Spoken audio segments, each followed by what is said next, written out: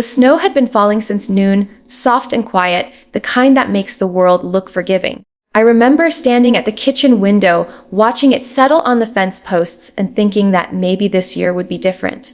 Maybe this Christmas, my mother would laugh the way she used to before money became the only language spoken in our house. Maybe my father would put down his phone and actually look at us. At me, at Grandpa Henry sitting in his corner armchair with his wool socks and his crossword puzzle and his patient, tired eyes. I was 23 and still living at home, saving money, finishing my last semester remotely. Grandpa Henry had moved in 2 years before after Grandma passed. He was 78, slow on his feet, but sharp in the mind and softer in the heart than anyone I had ever known. He called me Birdie because I used to wake up before sunrise as a child. He still called me that, and I never once asked him to stop. The trouble started at dinner. My parents had invited the Hargroves, my brother Marcus's future in-laws, who had made their money in commercial real estate and made sure everyone in the room knew it. The table was set with the fine china that usually lived behind glass. Candles, a centerpiece my mother had ordered online and bragged about for 2 weeks. Everything performed, nothing felt. Grandpa Henry made a small comment. Something gentle about preferring simple Christmases, about how his late wife used to make tamales from scratch, and that was all they ever needed.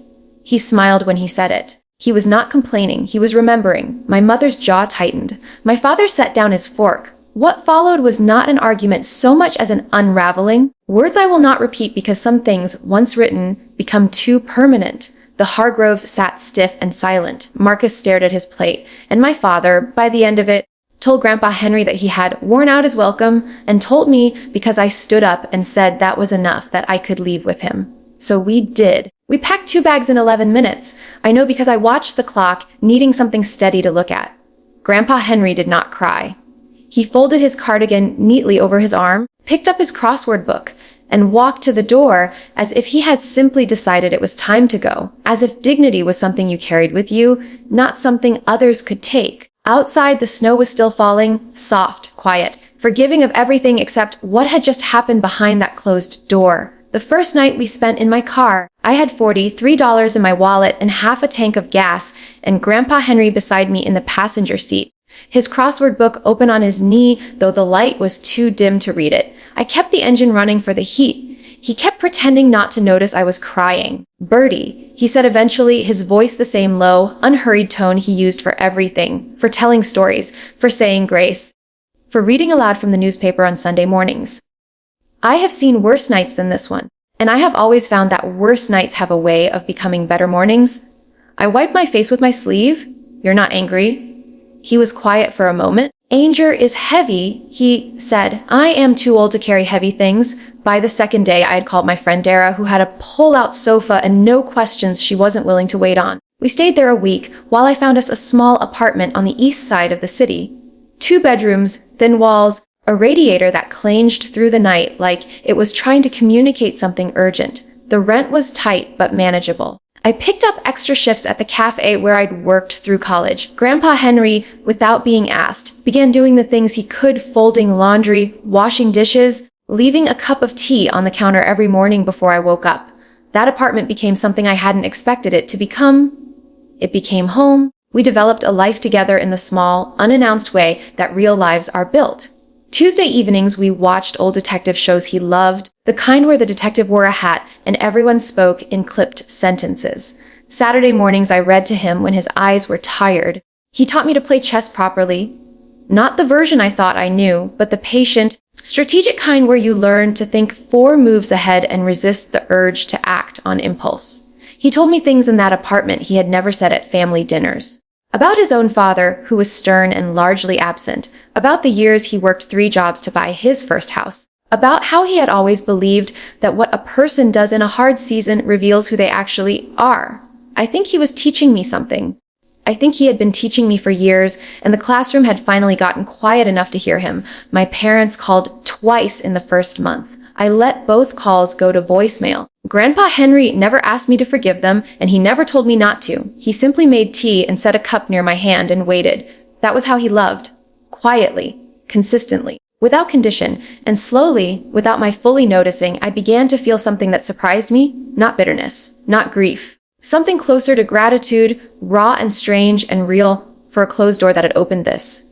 Grandpa Henry died on a Tuesday morning in early April, which felt wrong because April is supposed to be about beginnings. He had been slowing down through February and March, more naps, less appetite, a cough that settled into his chest and refused to leave politely. The doctor used words like comfortable and natural progression that I had to translate to myself later. Alone in the bathroom with the tap running, I brought his armchair close to the window so he could watch the street below. He liked the movement of it, the ordinary rhythm of people walking dogs and children being called inside for dinner. He said it reminded him that life was mostly small moments, and that small moments were mostly enough. His last good week, we finished a crossword together that took us 4 days. He insisted on ink. He passed quietly, the way he had always moved through rooms, without disturbance, without demanding attention. I was holding his hand. The nurse who came afterward said something kind that I have since forgotten, which is all right. What I remember is the weight of his hand in mine and the particular silence that followed, which was different from all other silences. I called my mother.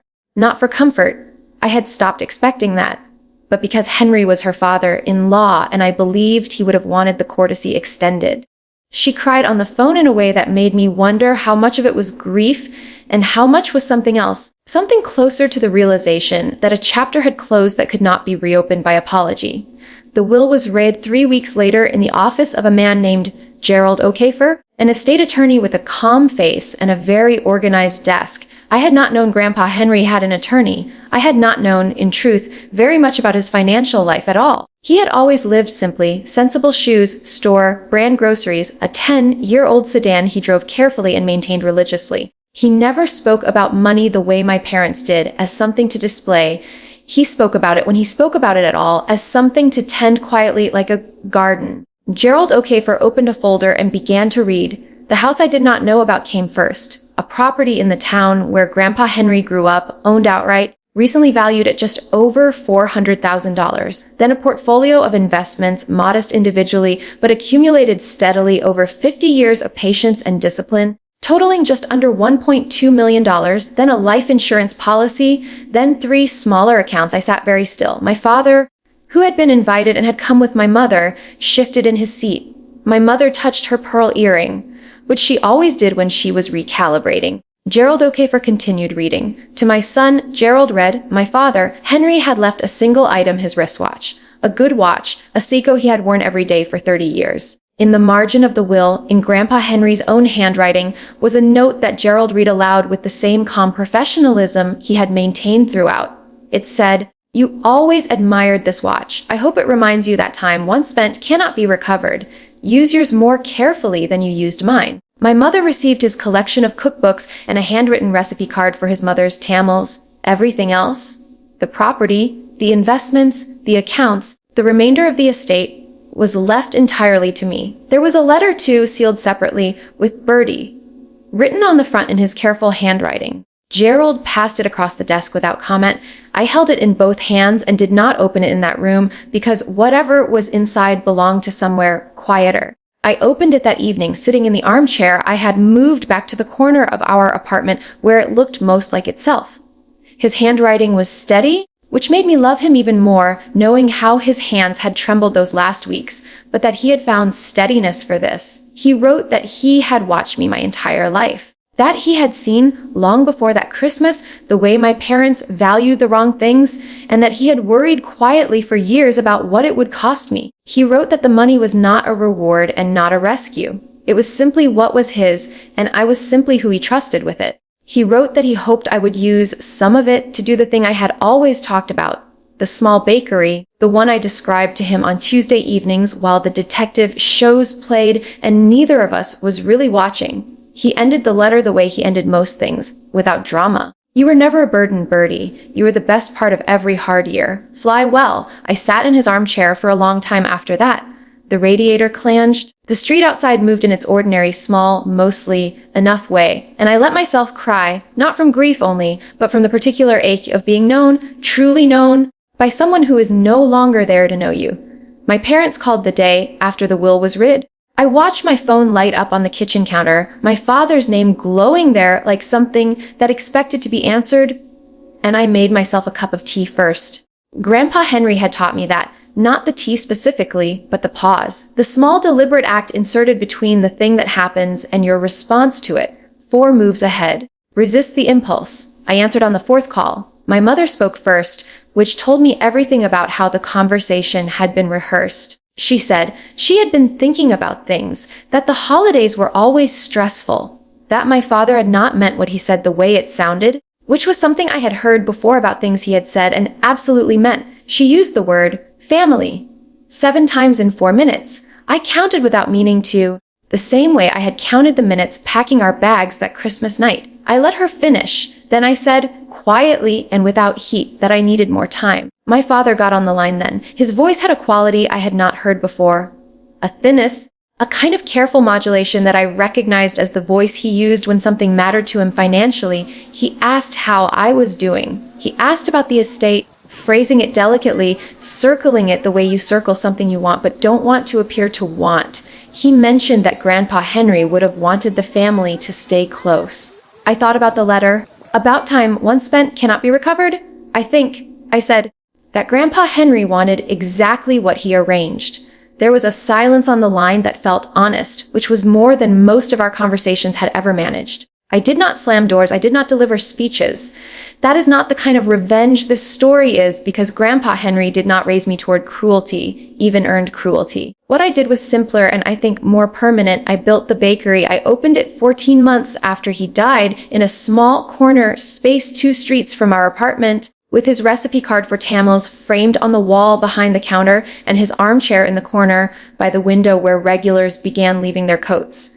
I named it Henry's. My parents drove past it once, according to Marcus, who had quietly found his way back to me over those months. Sheepishly, genuinely, in the way younger siblings sometimes do when they finally see clearly. He said our mother slowed the car down in front of the window and sat there for a moment before driving on. He didn't know what she felt. Neither do I. What I know is what I felt, which was something uncomplicated and complete. Not triumph exactly. Not forgiveness exactly. Something in between that doesn't have a clean name, the feeling of having lived through a hard season and come out the other side still recognizably yourself, maybe more yourself than before. On the 1st anniversary of his passing, I brought a crossword to the bakery and worked on it alone at the counter before opening. In ink, the way he taught me, I got stuck on 14 across for 20 minutes. I could almost hear him, unhurried and certain, telling me to think again. I did. And I got it.